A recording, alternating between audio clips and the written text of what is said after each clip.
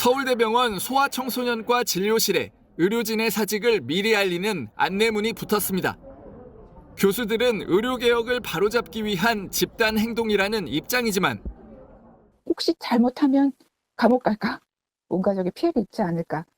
견딜 수 없는 두려움 때문에 떠나는 건데 거기다가 완전 상관이 없는 처방을 내시면서 가뜩이나 소아투석이 가능한 병원은 8곳에 불과해 환자들의 불안감은 커져갑니다.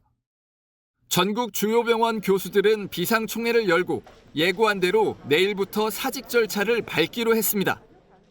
앞서 정부는 국가공무원법을 적용해 사직을 막겠다는 방침을 알렸지만 비대위는 정부의 사직 수리 정책과 관계없이 진행할 예정이라고 밝혔습니다.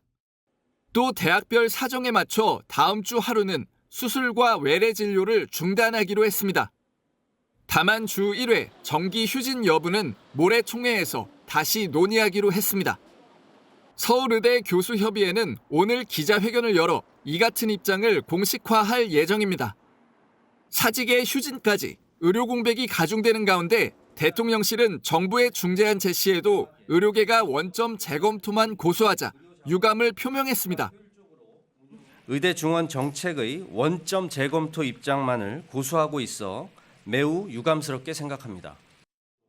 정부는 내일 대통령 직속 의료개혁 특위를 출범할 예정인데 불참 의사를 밝힌 의협과 전공의들의 입장 변화를 기대한다고 밝혔습니다. 빅5 병원 중 하나인 서울 아산병원은 전공의들이 병원을 떠난 후 최근 한 달간 511억 원의 손실을 봤습니다. 의료 공백이 계속되는 가운데 아산병원 등 울산대 의대 부속 병원장들까지 나서 전공의들의 복귀를 호소했습니다. 병원장들은 병원도 전공의 교육 환경 개선에 적극 나설 것이라고 약속했습니다. 이런 가운데 정부는 의대 증원 원점 재논의와 같은 의료계 주장에 분명히 선을 그으며 멈춤 없이 의료개혁을 추진하겠다고 밝혔습니다.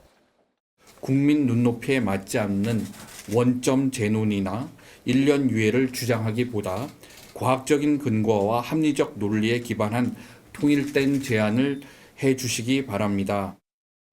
의대 증원과 관련한 반대 움직임은 어제도 계속됐습니다. 의과대학 증원에 반발하는 의대생들이 대학 총장을 상대로 내년 입학 전형 계획에 증원분을 반영하지 말라는 가처분 신청을 낸 겁니다. 학생들은 의학교육의 당사자로서 의학교육을 퇴보시키는 졸속적 증원 정책을 강력히 반대합니다. 교육의 질 저하를 우려하는 의학교육 현장의 목소리를 더 이상 왜곡하고 묵살하지 마십시오. 정부를 향해 제기한 의대 증원 집행정지 신청이 잇따라 각하되자 전략을 바꾼 것으로 보입니다.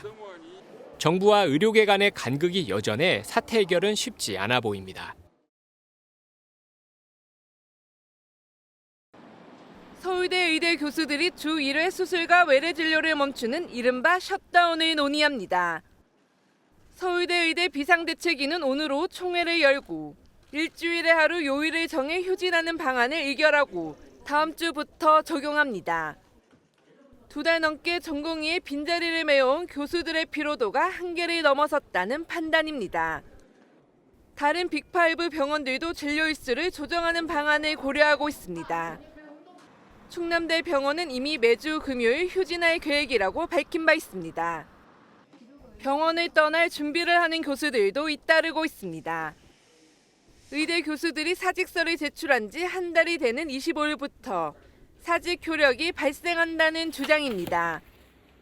서울 아산병원 교수들은 당장 25일부터, 서울대 병원 교수들은 다음 달 1일부터 예정대로 사직한다고 밝혔습니다.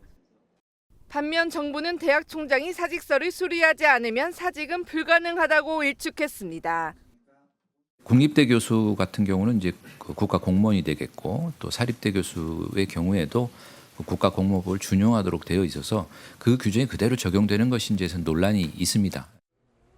의정 갈등이 좀처럼 돌파구를 찾지 못하는 가운데 의료 공백은 더 커지고 있습니다.